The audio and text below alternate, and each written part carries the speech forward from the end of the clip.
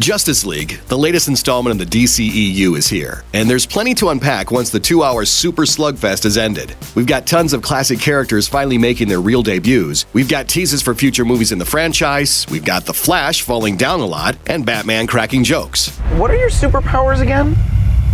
I'm rich. What more could you want? Well, how about an explanation as to what the ending was about? Without further ado, let's take a dive into the cinematic waters and explain the ending of Justice League. And just in case you were wondering, spoilers ahead. Steppenwolf steps out. So the Justice League has finally made its way to the big screen. DC Comics' biggest and best superhero team is formed, and they've teamed up to fight the classic comics villain, Steppenwolf.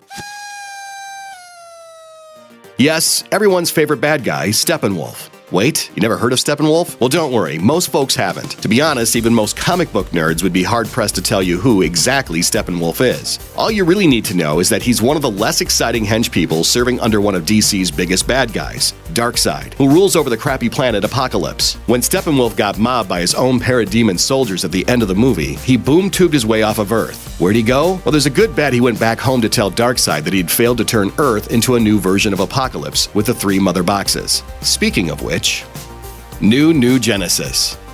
It's never quite clear what exactly the 3 mother boxes are going to do to Earth once they whatever it is that they're doing before Cyborg and Superman split them apart. But the comics that inspired elements of the movie might hold some clues. While Darkseid and Steppenwolf hang out on the dank, always engulfed in flames planet of Apokolips, they're also at war with their opposite, New Genesis. For those who don't know, New Genesis is basically the jam, and everyone there is super happy all the time.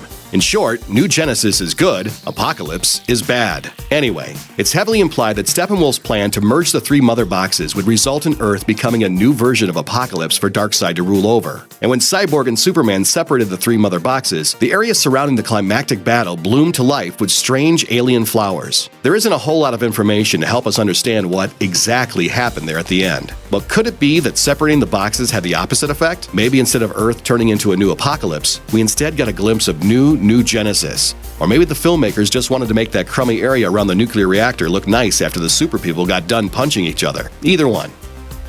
A League of Their Own. The very end of the movie saw the return of Jesse Eisenberg's Lex Luthor, not to mention the first movie appearance of Slade Wilson, better known as Deathstroke. When the two meet up on Luthor's yacht, the bald nerd says that he'd like to establish a league of his own. And yes, you're not wrong to think he's making reference to everyone's favorite movie about ladies playing baseball in the 40s, but he's not. Sorry.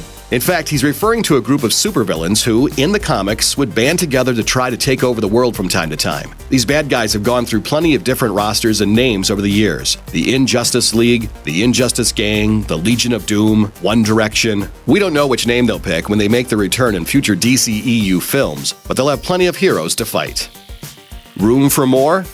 Near the very end credits, Bruce, Diana, and Alfred take a tour of the dilapidated Old Wayne Manor and start planning their new Justice League clubhouse, or Hall of Justice, if you will. Bruce mentions a big round table with 6 seats, while Diana adds, with room for more. Naturally, this implies that more superpowered folks will be joining the DCEU soon. It's probably a bit too soon to say who, exactly, will add their chairs to the table. We do have some clues. For instance, Warner Brothers has a Shazam movie in the works, not to mention another run at adapting the Green Lantern characters to the big screen.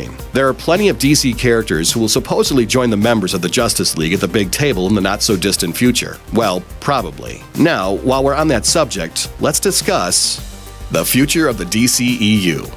While Justice League will certainly earn a whole lot of money for Warner Brothers, there are larger questions at work regarding the future of the DC Extended Universe. For instance, out of the 5 movies that comprise the cinematic universe, only one, Wonder Woman, managed to earn a certified fresh rating from review aggregator Rotten Tomatoes. Like Man of Steel, Batman vs. Superman, and Suicide Squad before it, Justice League's score on the site points to an overall consensus that critics just don't really like the movie overall. While fans of the DCEU might not put much stock in what the critics have to say, general audiences might start staying away from DC-based movies in the future, and that will hurt Warner Brothers' ability to continue expanding its cinematic universe. In fact, news hit shortly before Justice League premiered that WB execs have put production of The Flash's long-delayed solo movie on pause while they wait to see what happens with its team-up film. And there's a Joker-focused movie in the works that will apparently be separate from from the current slate of interconnected movies. The implications are clear. Warner Brothers is hedging its bets and might not be all that committed to delivering on the teases that show up in Justice League at all. After all, the end of Dark Knight Rises sure seemed to indicate that there was plenty of room for another batch of movies starring a new guy as Batman. And DC even tried once before Man of Steel to kickstart its cinematic universe with Green Lantern, and we all remember how that turned out.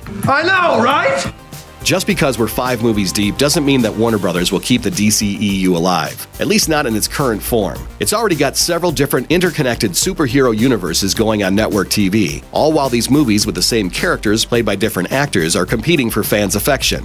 In the end, Warner Brothers doesn't need to keep this universe alive, and if bad reviews start to actually affect ticket sales, it probably won't. Then again, we're still getting Fast and the Furious movies despite half of them being certified rotten, so you never know. Thanks for watching. Click the Looper icon to subscribe to our YouTube channel. Plus, check out all this cool stuff we know you'll love too.